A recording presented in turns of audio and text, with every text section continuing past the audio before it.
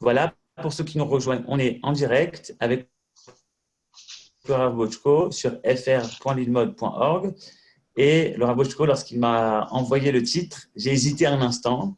Il m'a dit les jeunes dans la période de la Géoula, de la délivrance. Alors je me suis dit, est-ce que c'était les jeunes, la jeunesse, ou les jeunes avec un accent circonflexe?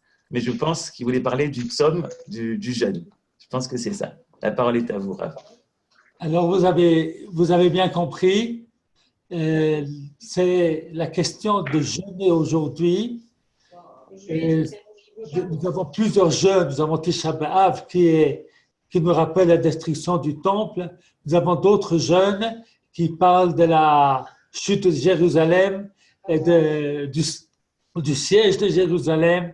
Et lorsque nous lisons les keynotes, nous lisons les supplications, toutes ces prières, et bien, quelquefois, on a de la peine à dire et à lire ce qui est écrit.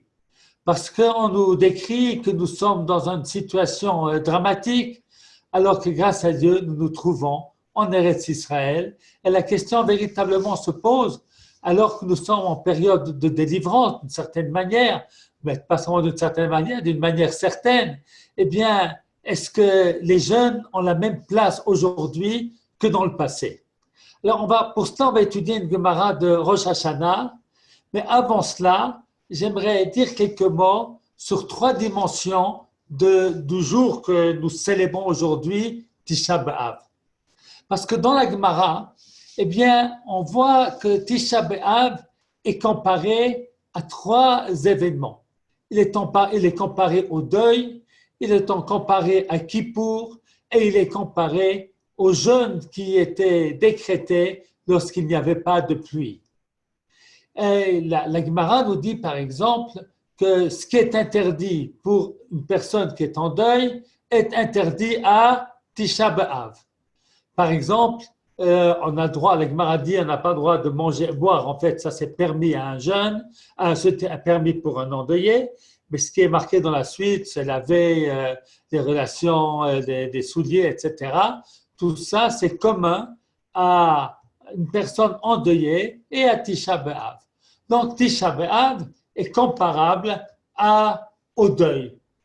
Et puis, nous avons une autre Gemara, celle-ci, elle se trouve dans Psachim, eh bien, qui compare Tisha B'Av à Yom Kippour. Elle dit que Tisha B'Av est semblable à tout point à Kippour, sauf dans certains cas de doute, il y a une différence.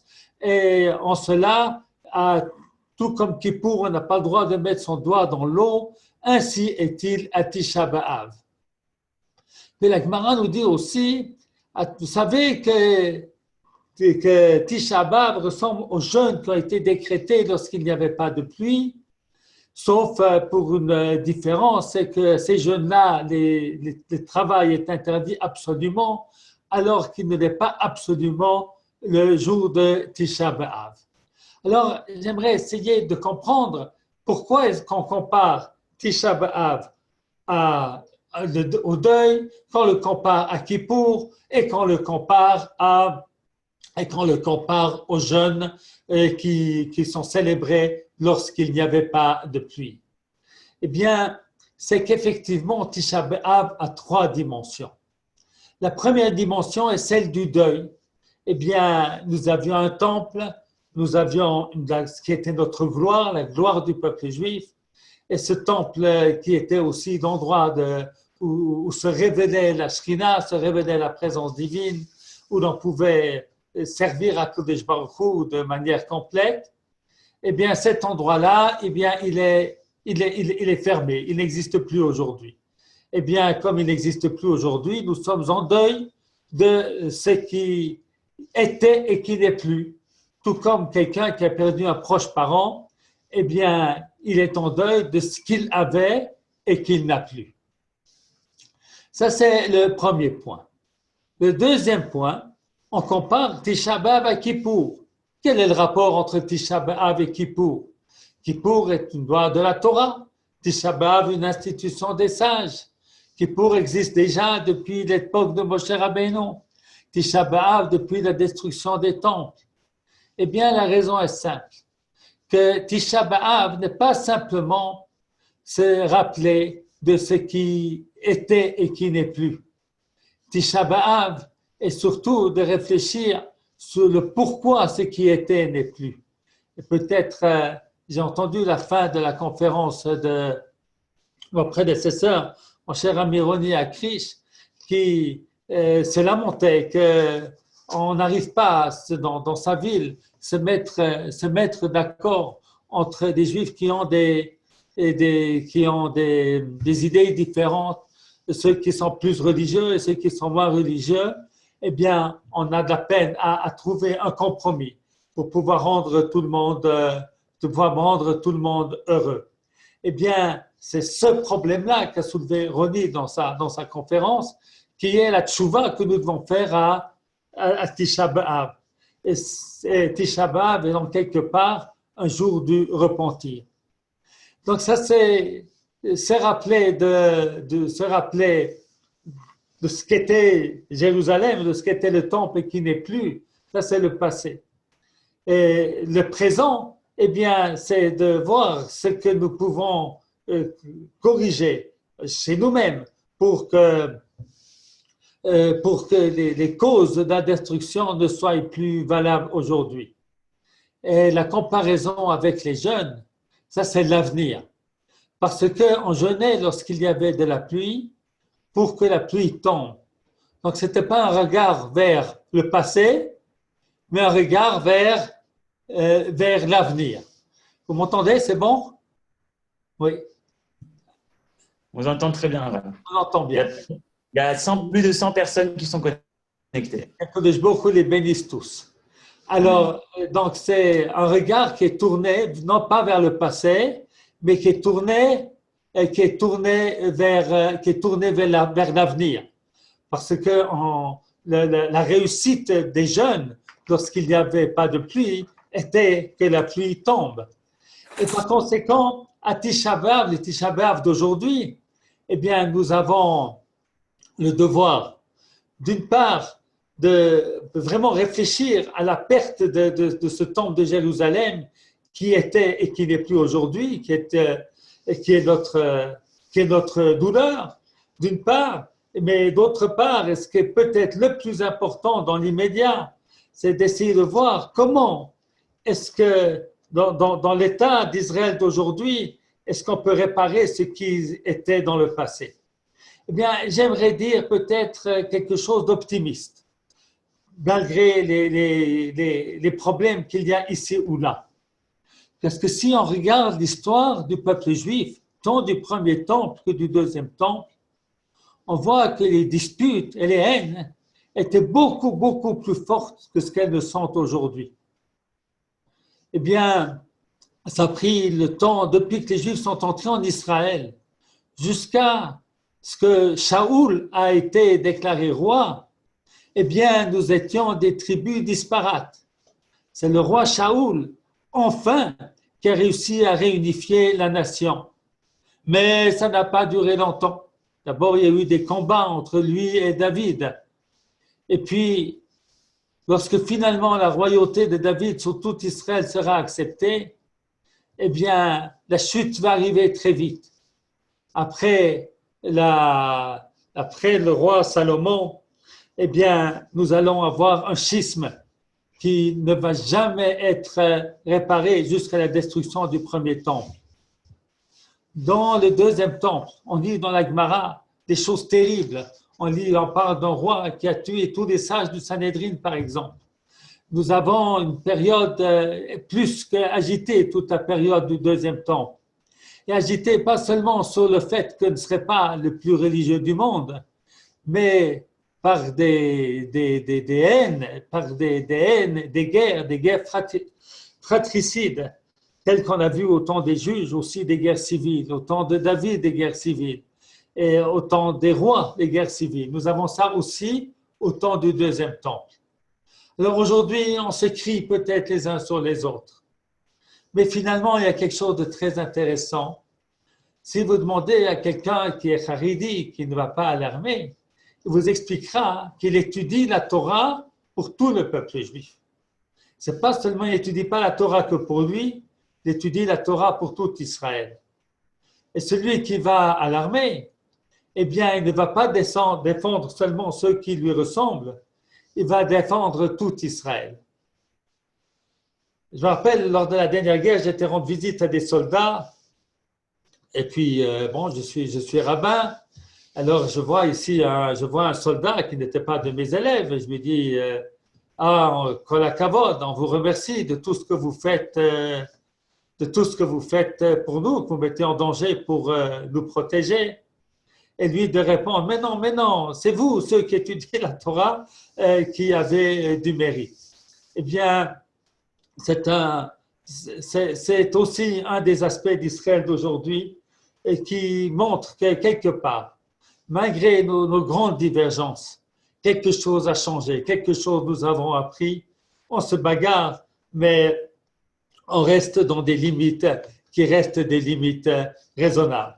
Et puis nous allons tout faire pour écouter l'appel de Ronnie tout à l'heure pour que nous soyons capables, capables de pouvoir vivre ensemble. Alors après donc ça c'est en ce qui concerne les raisons de la destruction du temple.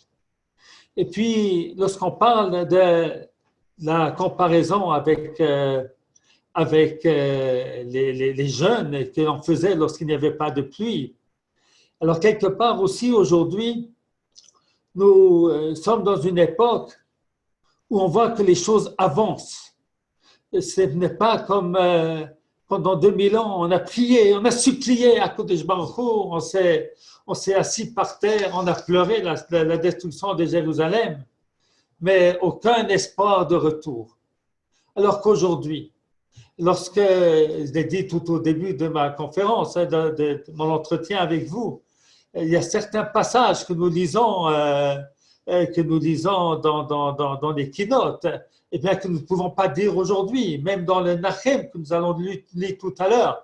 Je crois que le Rav Goren a un texte un petit peu différent, où on parle dans Nachem, et pitié de Jérusalem, qui est vide de personnes. Alors qu'aujourd'hui, comment dire une phrase comme ça, alors qu'aujourd'hui, eh bien, il y a peut-être 1 million de Juifs à Jérusalem, qu'il y a des chants et des danses et des mariages à Yerushalayim, et qu'elle n'est pas une désolation comme elle l'était pendant 2000 ans. Donc, quelque chose a changé, quelque chose change, et quelque chose va continuer de changer.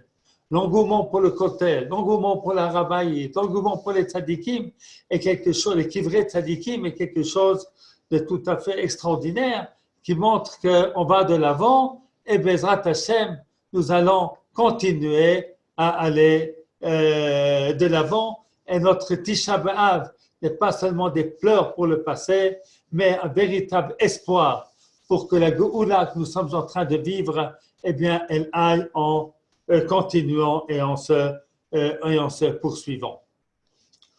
Maintenant, on va peut-être passer à une Gemara de Rosh Hashanah, qui me semble très importante, qui, elle, nous parle directement des temps qui changent.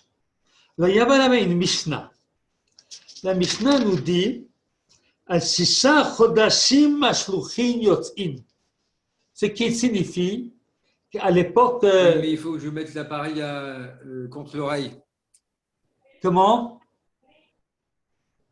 On ne m'entend plus? On vous entend, on vous entend. C'est bon, je continue. Alors, la Mishnah là-bas, on n'a pas le droit d'étudier la Torah, on n'étudie que les choses qui concernent Tisha B'Av. Nous allons voir que cette Mishnah de Rosh Hashanah fait partie des Gemarot qui concernent Tisha B'Av. La Mishnah nous dit Al-Shisha Chodashim Mashluchin Yotz'in. À l'époque du Temple, le calendrier était fixé par des hommes qui venaient témoigner d'avoir vu la lune. Et à ce moment-là, le tribunal décidait désignait quel jour était le premier du mois. Et alors, il fallait envoyer des messagers dans la Gola, partout, pour que l'on sache quel est le premier jour du mois. Alors, on avait besoin d'envoyer des shlichim à 6 mois de l'année. 6 mois où il était nécessaire de savoir quand était Rosh Chodesh. Eh bien, le premier cas, eh bien, nous dit la Mishnah, c'est au mois le Nissan, parce qu'il fallait savoir, quand c'est Pessah. Al-Av, au mois de Av, Mipnei Atanit, pour savoir quand est-ce qu'il fallait jeûner, c'est ce qui nous concerne à nous. Al-Elul, Mipnei Rosh Hashanah, Elul, pour savoir quand c'est Rosh Hashanah. C'est bon parce que je vois sous mon écran toutes sortes de choses. C'est bon, on m'entend? Oui, oui, je demande aux personnes de ne toucher, de ne pas allumer leur micro. Merci. Maintenant, s'il y a une question, on peut m'arrêter, il n'y a pas de problème. Al-Tishri, Mipnei Takanat HaMoadot. Le mois de Tishri, pour savoir quand c'est Sukkot. Al-Kislev, Mipnei Chanukah. Kislev pour Chanukah. Baladar, Mipnei Purim. Alors voici la Mishnah nous dit, et la Gemara pose la question, mais pourquoi est-ce qu'on ne sort pas pour Tammuz? On sort pour Av, pour savoir quand c'est Tisha B'Av. Eh bien, il faudrait aussi sortir pour le mois de Tammuz, pour savoir quand est-ce qu'il faut jeûner Shiva Asar B'Tammuz, le 17 Tammuz. Alors la Gemara rapporte un verset de Zecharia. Ko Amar Hashem Tzevakot. Ainsi dit le Dieu des armées. הקודש ברוך הוא, צום הרביעי, וצום החמישי, וצום השביעי, וצום העשירי, יהיה לבית יהודה לששון ולשמחה.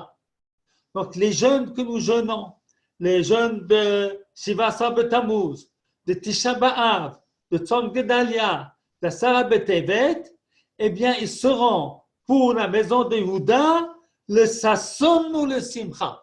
Ce seront des jours de joie. Alors la Gemara s'étonne. Pourquoi est-ce qu'on appelle ce jour-là Tzom? C'est-à-dire, si ça sera un jour de joie, ça sera plus un jour de jeûne. Ou c'est un jour de jeûne, ou c'est un jour de joie.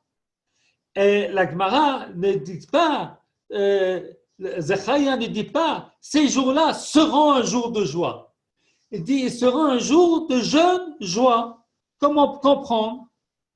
Alors, Rav Papa, il explique, la Gemara dit, Amar Rav Papa, Achikama, Bisman sheyesh shalom, yu le sasson ou le simcha. Pendant une période de paix, eh bien, ces jeûnes-là seront des jours de joie, de sasson ou de simcha, des jours de joie. Yesh gzerat malchut, on est dans une période de Xerat Malchut, une période où le peuple juif est en danger, qu'il est persécuté. Somme, c'est un jour de jeûne. Et Xerat Malchut en Shalom, il n'y a pas de persécution particulière, mais il n'y a pas non plus de paix. Ratsu mitanin, ratsu en mitanin. Si on veut, on jeûne, et si on veut, on ne jeûne pas. Qu'est-ce que signifie ce que dit la Gemara pendant une période de paix? Qu'est-ce que c'est la période de paix où à ce moment-là on ne jeûne pas? La Gemara dit comme ça, voyez, en période de paix, on ne jeûne pas, le tzom est annulé. En période de persécution, on jeûne. Donc ce n'est pas une période de joie, c'est une période de jeûne. Dans les temps intermédiaires, où c'est ni une période de paix, ni une période de persécution, eh bien, on peut jeûner et on peut ne pas jeûner. Ça dépend du minhag. C'est pour ça qu'on peut appeler cette période à la fois jour de jeûne et à la fois jour de joie. Jour de jeûne si on prend la décision de jeûner, jour de joie si on prend la décision de ne pas jeûner. Voilà ce que la Gemara nous enseigne. Alors, quel est le rapport avec sortir? Alors, la Gemara dit, c'est pour ça que Shiva Asar B'Tammuz, à l'époque de la Gemara, eh bien, c'était une période qui était ni une période de persécution, ni une période de paix. Et c'est pour ça qu'on n'était pas obligé de jeûner ce jour-là, mais qu'on pouvait jeûner, c'était laissé au libre choix au libre choix des personnes. Et comme c'était laissé au libre choix des personnes, ce n'était pas indispensable d'envoyer des messagers pour ce jeûne-là. Alors, Gemara dit, si c'est comme ça, eh bien, Tisha B'Av également, on devrait laisser au choix des personnes. Et la Gemara dit, parce que Tisha B'Av, il y a eu beaucoup de malheurs, comme la destruction du premier temple et du deuxième temple. En fait, dans la Gemara, on dit qu'il y a eu 5 événements à Shiva Asar B'Tammuz et 5 événements à Tisha B'Av. Ici 5, ici 5. Nous explique Tosfot, c'est que les événements de Tisha B'Av sont plus graves parce que c'est la destruction du temple et la destruction du pont, ce même événement à 2 reprises. Donc, nous enseigne ici la Gemara, c'est qu'à l'époque de la Mishnah, c'est-à-dire après la destruction du temple, où les Juifs ne vivaient pas dans une période de paix, mais pas dans une période de persécution, eh bien, on n'envoyait pas de messagers pour Shiva Asar B'Tammuz. Pourquoi? Parce que ce n'était pas véritablement obligatoire de jeûner ce jour-là. Alors, avant d'aller plus loin, il faut essayer de comprendre ce qui signifie période de paix, ce qui signifie période de ni paix ni persécution, et ce qui signifie période de persécution. Alors, Rashi est très important. L'halakha, je vous le dis tout de suite, n'est pas comme Rashi. Parce que si on apprend comme Rashi, eh bien, on n'a pas besoin de jeûner aujourd'hui. Qu'est-ce que ça veut dire? Shalom. Eh bien, je lis dans Rashi, eh bien, Rashi dit, Sheye Shalom. She'en yad avdei kochavim tekifa al Yisrael. C'est que la main des nations n'est pas forte sur Israël. C'est-à-dire que pour Rashi, période de Shalom, c'est une période où le peuple juif est indépendant. En yad avdei kochavim tekifa al Yisrael. Donc, selon Rashi, aujourd'hui, nous sommes dans une période de En Yad Ovdei Kochavim Tekifa l'Israël. Les Juifs, nous ne sommes pas persécutés, nous sommes libres dans notre pays. Il y a bien des ennemis tout autour qui veulent nous faire la guerre, mais finalement, nous ne sommes pas dominés par eux. Nous avons, grâce à Dieu, notre armée pour nous défendre, et par conséquent, eh bien, nous sommes, d'après Rashi, dans une période de paix. Alors, comme nous sommes dans une période de paix, selon Rashi, eh bien, on n'a pas besoin de jeûner les jeûnes aujourd'hui. Non seulement qu'on n'a pas besoin de jeûner Shiva Asar B'Tammuz, le 17 Tammuz, on n'a même pas besoin de jeûner Tisha B'Av. Alors, comme nous jeûnons Tisha B'Av, eh bien, il semblerait que la halakha n'a pas été fixée comme Rashi. Alors, c'est intéressant. Alors, il faut essayer de comprendre comment est-ce qu'on peut comprendre la Gemara différemment, qui expliquerait pourquoi est-ce qu'on jeûne aujourd'hui à Tisha B'Av. La réponse, elle est dans le commentaire du Ritva. Le Ritva explique que qu'est-ce que ça veut dire Sheyeh Shalom? Shalom, c'est lorsqu'il y a le Beit HaMikdash. C'est-à-dire le fait d'être dans notre pays et d'être indépendant dans notre pays est sans aucun doute une étape très importante de la délivrance, mais tant qu'il n'y a pas le Beit HaMikdash, eh bien, la délivrance n'est pas complète et pas totale. Maintenant que nous avons vu, donc c'est aujourd'hui, c'est pour ça qu'il y a la possibilité de jeûner pour Tisha B'Av. Avant d'aller plus avant, pour expliquer ce qui est aujourd'hui, de quelle période on est aujourd'hui, même selon le Ritva, j'aimerais ici demander pardon au Rav Chaim David Halevi. Pourquoi? Parce que Rabbi Chaim David Halevi, c'est un grand Rav, qui était le Rav de Tel Aviv, et qui a écrit beaucoup de livres, beaucoup de tshuvot, Aseh Lecharav, des réponses à Aseh Lecharav, et puis qui a aussi écrit un livre d'halakha très important, Mekor Chaim HaShalem. Et dans ce livre-là, eh bien, il a écrit quelque chose que je n'ai pas aimé du tout. Et bien, malgré tout le grand respect que je le dois, parce que c'est une toute grande personnalité, eh bien, ce passage-là, dans mon livre à la table de Shabbat, je l'ai cité, et puis j'ai expliqué pourquoi, à mon humble avis, je n'étais pas d'accord. Alors, la question qui se pose aujourd'hui, Vous savez que dans la Gemara, il est marqué que lorsqu'on arrive à Jérusalem, qu'on arrive surtout au moment du temple et qu'on voit le temple détruit, eh bien, on doit déchirer son vêtement. Et alors la question se pose, pourquoi tant de personnes ne déchirent pas leurs vêtements, contrairement à ce que l'Halakha a demandé? Alors, il y a beaucoup de livres qui disent qu'il faut le faire. Par exemple, j'ai vu dans les chutes du Rav Abergel, eh bien, il dit effectivement pour les villes de Judée, on n'a pas besoin parce qu'aujourd'hui c'est dans nos mains, mais Bechiyat Makom Hamikdash, she'en omed al tilo, chayavim min hadin b'kriya av bizman hazeh. On doit déchirer son vêtement même à notre époque.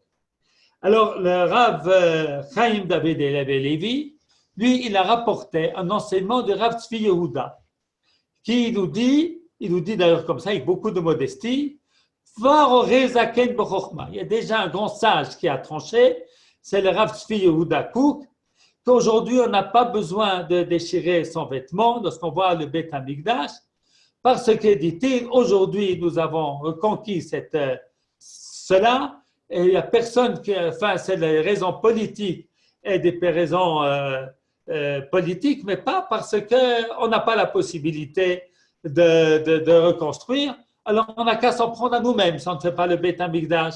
Il n'y a pas à déchirer son vêtement. Je n'ai jamais véritablement compris cette explication.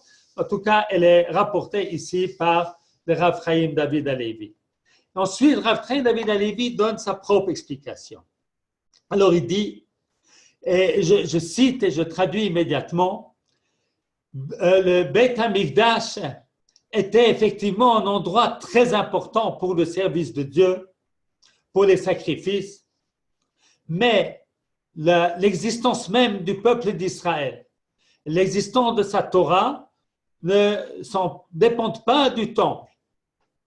Voyez-vous, Rabbi Yochanan ben Zakkai a préféré Yavne et ses sages plutôt que Jérusalem et son Beth Amikdash lorsqu'il a rencontré Vespasien à la veille du Khurban. Et la perte religieuse par la destruction du Beth Amikdash et par l'arrêt des sacrifices, le peuple juif a remplacé par l'étude de la Torah et la prière. Comme nous dit le verset, nos lèvres vont apporter des sacrifices.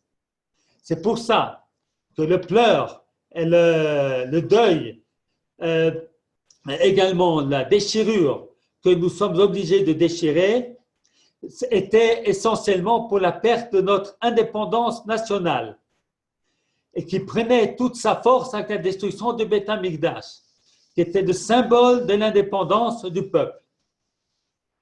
Alors, si à cette époque-là, il y aurait eu une destruction parce qu'il y aurait un incendie et que le Beth Amikdash aurait été détruit et qu'on n'aurait pas pu le reconstruire, peut-être que nos sages, mais qu'on serait resté indépendants sur notre terre, peut-être que nos sages n'auraient pas fixé ce jour-là comme jour de jeûne et jour de cri. Alors, on ne va pas tout dire. Et alors, il dit ainsi, aujourd'hui, que nous avons notre indépendance, eh bien, la souffrance est diminuée, on continue de jeûner, mais pas besoin de déchirer le vêtement. Alors, dans ma parashat Trouma, j'ai écrit pour dire que je ne suis pas du tout d'accord avec lui. Le Beth Amikdash n'est pas le symbole de l'indépendance. Le Beth Amikdash, c'est l'endroit de la Shekhinah. C'est l'endroit fondamental que nous attendons. Ce que Dieu a dit à Abraham Avinu, Lech Lecha, c'est pour arriver où? Et la Haaretz Asher Areka. Le verset, c'est arriver au pays que Dieu va nous montrer, qui est Yerushalayim, le Beth Amikdash et la Shekhinah. Et lorsque Yeshua est entré en Israël, eh bien, la Goula, quand est-ce que véritablement l'installation a eu un sens? Lorsque Shlomo HaMelech a construit le temple. Et c'est aussi le jour de Yom HaShmini, le jour de l'inauguration du Mishkan, qui est un jour de grande joie pour Israël, à dire que le temple, c'est pas le signe de l'indépendance. Le temple, c'est le signe de la présence divine dans ce monde. Et c'est la destruction du temple. Nous sommes tristes pour la fin de cette enfin la fin provisoire, mais qui dure depuis fort longtemps, de l'avoda dans le Beit HaMikdash.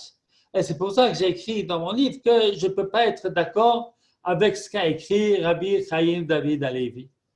Maintenant, je vois que Rabbi Chaim David Halevi, il a un appui fort important dans la personne de Rashi, dans le commentaire de Rashi. Rashi nous dit, pas comme le Ritva, Rashi nous dit que lorsque le peuple juif a retrouvé son indépendance, eh bien, c'est ça sonne, c'est la joie, eh bien, on ne fait plus Tisha B'Av. Alors, bien que l'halakha n'est pas comme Rashi, mais nous savons bien, nous l'a dit de nouveau, on va revenir à ce qu'a dit tout à l'heure Roni, c'est Elu ve'elu divrei Elokim chaim, c'est-à-dire qu'il y a une part de vérité dans l'enseignement de Rashi. C'est-à-dire que quelque part, lorsque HaKadosh Baruch Hu a dit à Abraham qu'il va faire de lui un grand peuple et qu'il sera en Eretz Israël, eh bien ça c'est quelque chose de tout à fait essentiel et qu'on a vécu quelques centaines d'années avant que le temple a été construit. Le temple, c'est le sommet, c'est le summum. Mais lorsque nous avons retrouvé notre indépendance, nous sommes déjà quelque part, on n'a pas très avancé de la Géoula. Alors, comme a dit le Rav Chaim David Halevi, eh bien, on fait encore Tisha B'Av, parce qu'il y a l'Acha comme le Ritva, mais nous pouvons diminuer, nous pouvons nous passer de la kriya, de déchirer le vêtement, qui est une loi qui saute plus facilement. Alors voilà ce que nous a expliqué Rabbi Chaim David Halevi et qui finalement nous voyons, j'ai vu cette année que ma critique sur ce qu'il a écrit n'était pas entièrement justifiée, n'était pas justifiée du tout, disons plutôt comme ça. Et puis je lui demande, il n'est plus de ce monde, eh bien je lui demande ici pardon d'avoir écrit ce que j'ai écrit dans mon livre.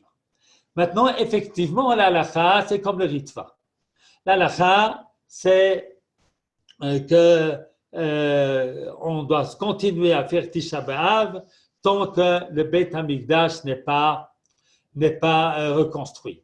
Mais en étudiant plus à fond cette Gemara, nous allons voir que les choses ne sont pas encore aussi simples que cela. Parce que ce que la Gemara nous avait dit, c'est qu'il y avait 3 étapes. Il y avait l'étape lorsqu'il y a des tsarot, lorsqu'il y a des persécutions, eh bien, qu'on a l'obligation de jeûner, que lorsqu'il y a shalom, que lorsqu'il y a la paix, alors les jeûnes sont annulés, il n'y a plus de jeûnes. Et selon le Ritva, la paix, ça veut dire qu'il y a le Beit HaMikdash. Il n'y a aujourd'hui pas de Beit HaMikdash, donc on doit jeûner, c'est-à-dire on n'est pas dans une période de shalom où on peut annuler. Mais il y a une période intermédiaire. Et cette période intermédiaire, c'est un shalom, ce qui veut dire qu'il n'y a pas de Beit HaMikdash, mais non plus un Xerat Malchut. On n'est pas persécuté. Et dans cette période-là, nous dit le Ritva que la période que lui vivait en Espagne était une période de un shalom et de un Xerat Malchut. Alors, la période du Ritva, c'est-à-dire que c'était à l'époque où il vivait en Espagne, eh bien, ça ne devait pas être l'époque de l'Inquisition. Ce n'est pas exactement quand il a vécu, mais de toute façon, c'était avant l'Inquisition. Et par conséquent, sa période à lui, il vivait bien en Espagne, eh bien, on n'a pas le Beit HaMikdash, on n'est pas en Eretz Israël, donc on n'a pas Shalom. Mais on n'a pas non plus Xéra, on n'est pas persécuté. À l'époque, il n'était pas persécuté, parce qu'on ne vivait pas aussi bien qu'aujourd'hui. Mais on n'était quand même pas de grande persécution. Alors, dans ce cas-là, qu'est-ce nous dit la Gemara? Eh bien, on choisit. Si on veut, on peut jeûner. Si on veut, on peut ne pas jeûner. Alors, comment ça se fait que tout le monde jeûne aujourd'hui, Shiva, Sab, Tammuz, et Tisha B'Av, etc. Alors, Tisha B'Av, la Gemara a expliqué Urpelubo Atzarot, et beaucoup de malheurs. Et Shiva Asar Betamuz, alors dit le Rav, dit le Ritva, parce qu'aujourd'hui, le peuple juif a pris sur lui de jeûner.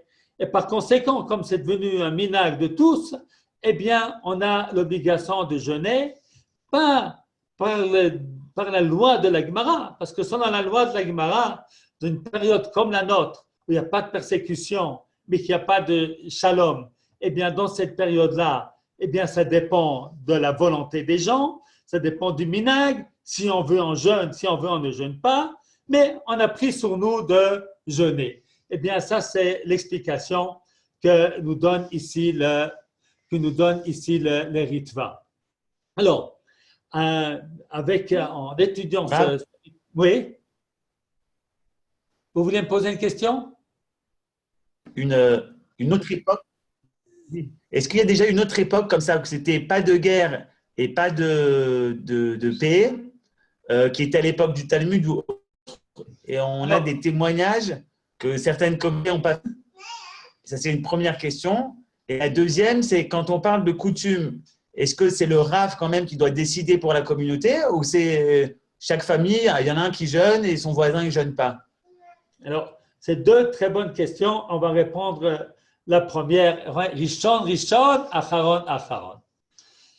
La première question, c'est la Gemara elle-même qui considère que la période de la Mishnah était une période de Ein Shalom, il n'y avait pas de paix, et une période qu'il n'y avait pas de persécution. Puisque la Mishnah dit, c'est pour cela qu'on n'envoyait pas de messagers pour Shiva Asar B'Tammuz, parce que ce n'était pas vraiment obligatoire de fêter pas de fêter, mais enfin de jeûner Shiva Asar B'Tammuz, ça dépendait des volontés des uns ou des autres. Et Tisha B'Av, qui en principe devrait aussi dépendre de la volonté des uns et des autres, puisqu'il y a eu énormément de tsarot, eh bien, on a décidé qu'il fallait jeûner ce jour-là. Donc, il y a une différence que l'on voit déjà entre Shiva Asar B'Tammuz et Tisha B'Av. Tisha B'Av est plus grave. Ça, c'est donc pour répondre à votre première question. C'est-à-dire qu'à l'époque de la Mishnah, on a considéré qu'on était dans une période, il n'y avait pas de paix, mais qu'il n'y avait pas de persécution. Et je vois dans le commentaire du Ritva qui considérait son époque à lui, alors qu'il était en Espagne, qu'il n'était pas en Israël. La Mishnah, ils étaient en Israël, mais qu'il était en Espagne, qui considérait son époque comme étant une période où il n'y a pas de paix, mais pas de persécution. Et la raison pourquoi il faut jeûner, c'est parce qu'on a pris l'habitude. Alors maintenant, vous posez la question, est-ce que ça dépend de chaque famille ou de chaque communauté? La réponse est, d'après le Ritva, que le peuple juif, dans son ensemble, a pris sur lui de jeûner ces jours-là, et par conséquent, c'est devenu une obligation depuis cette époque-là pour tout le monde. Alors voilà donc pour répondre à la deuxième question. C'est pour ça qu'aujourd'hui, on considère tous ces jeûnes-là comme obligatoires. Mais évidemment, ce n'est pas la même obligation que si c'était véritablement une période de persécution. Parce que la Gemara nous dit à partir du verset de Zacharia qu'il y a des périodes où c'est à la fois jeûne et à la fois joie, c'est justement dans des périodes comme celle-ci. Alors d'abord, j'aimerais quand même faire remarquer plusieurs choses très importantes. On voit d'abord que la Gemara comprend que si on vit dans une période de délivrance, on ne peut pas pleurer exactement comme on pleurait pendant une période de galout. Hein? Mon père, Zecher Tzadik Livracha, disait « Heureusement que les gens ne comprennent pas ce qu'ils disent lorsqu'ils disent les keynotes, parce qu'autrement, il y a des choses que l'on décrit comme si c'était notre époque, qui ne le sont pas du tout. Comme on l'a dit tout à l'heure, à propos du texte que nous disons aujourd'hui dans Nachem. C'est-à-dire que la Torah vient cette Gemara, elle vient nous enseigner quelque chose de très important. Ne fais pas même si ce n'est pas une goula complète, même s'il n'y a pas de Beth Amikdash, ne fais pas une période qui n'est pas une période de persécution, comme lorsqu'on a une période de persécution. Parce qu'il y a quelque part de là une très grande ingratitude. Tu dis Dieu, ouais, Jérusalem est en sang, Jérusalem, personne n'y habite. Mais tu dis, mais qu'est-ce que tu me dis là? Je ne t'ai pas donné Jérusalem, tu n'habitais pas Jérusalem. Comment tu peux dire une chose pareille? C'est comme quelqu'un qui prend son fils sur ses épaules et qui l'aide à passer des rivières et des endroits très dangereux. Ensuite, le fils il dit à son père, mais père, pourquoi tu fais rien pour moi? Pourquoi tu fais rien pour moi? Qu'est-ce que le père il a envie de faire à son fils? Tu donner 2 claques. Ça veut dire je fais rien pour toi. Alors, tu ne peux pas te plaindre que tout est détruit lorsque énormément est reconstruit. Alors qu'effectivement, dans l'idée, c'est sûr qu'il y a une différence entre Shiva Asar B'Tammuz et Tisha B'Av. Parce que Shiva Asar B'Tammuz, c'est Jérusalem, ce n'est pas le temple. Et Jérusalem, on l'a aujourd'hui. Alors il faut quand même expliquer pourquoi est-ce que je jeûne Shiva Asar B'Tammuz. D'abord parce que je ne suis pas un révolutionnaire, hein. Je dis des idées, mais je ne veux pas changer la halakha, je ne veux pas me faire assassiner. Mais je vais quand même expliquer le minhag. Le minhag, c'est très important de comprendre. C'est vraisemblablement, c'est qu'on comprend que même Shiva Asar B'Tammuz, Asara B'Tevet, tous ces jeunes-là, eh bien, dans cette idée-là, l'idée du Ritva, du temple de Jérusalem, c'est tout ça, ce sont des étapes qui nous ont amenés à la destruction du temple de Jérusalem. C'est-à-dire que tant que le temple de Jérusalem n'est pas reconstruit, eh bien, on est encore dans une période, même pour Jérusalem, qui est appelée En Shalom, En Gezerot. Il n'y a pas de Gezerot et pas de Shalom. Ça, c'est pour expliquer, essayer d'expliquer le minhag. Mais c'est très important de lire cette Gemara pour comprendre que d'après Rashi, on ne devrait rien fêter du tout. On ne devrait rien jeûner du tout aujourd'hui. Parce que Kodesh Baruch Hu nous a donné l'indépendance, on n'est plus soumis au Goïm. Nous devons bien entendu lutter pour les prochaines étapes de la Géoula et prier pour les prochaines étapes de la Géoula et agir pour les prochaines étapes de la Géoula.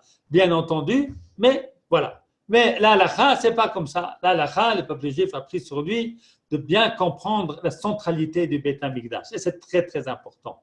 Pourquoi c'est très important? Peut-être spécialement à notre époque. Parce qu'il y a un danger qui nous guette.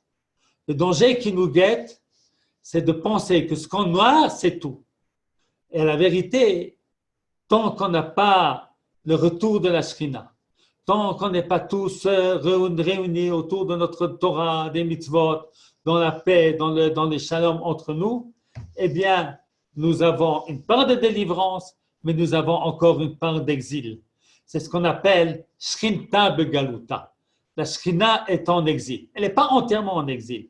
C'est sûr que la Shrina, la présence de Dieu, qui a permis au peuple juif de faire ce qu'il a fait depuis 100 ans pour retourner sur son pays, est un retour de la Shrina, est un retour de la présence divine, un retour éclatant de la présence divine. Mais il manque encore bien du chemin. Et bien entendu, nous avons le devoir, chacun d'entre nous, de tout faire pour avancer. Et avancer, c'est diffuser la Torah. C'est faire que le maximum d'enfants juifs, que ce soit en Israël ou en Galoute, qui n'ont pas la chance, le privilège d'étudier la Torah, l'étudient. C'est pour ça que je remercie Lilmod, une action comme celle que vous faites d'enseigner la Torah par les moyens qui permettent à quelqu'un de l'autre côté du monde d'étudier. Eh bien, je suis sûr qu'à la longue, ça va amener des gens qui n'avaient aucun lien avec le judaïsme de revenir à la Torah, d'apprendre la Torah, de comprendre la Torah. Et c'est peut-être pour cela qu'il y a tous ces moyens de communication aujourd'hui. Alors, on ne doit pas oublier. C'est-à-dire, la halakha, elle est qu'on continue de jeûner tous ces jeûnes.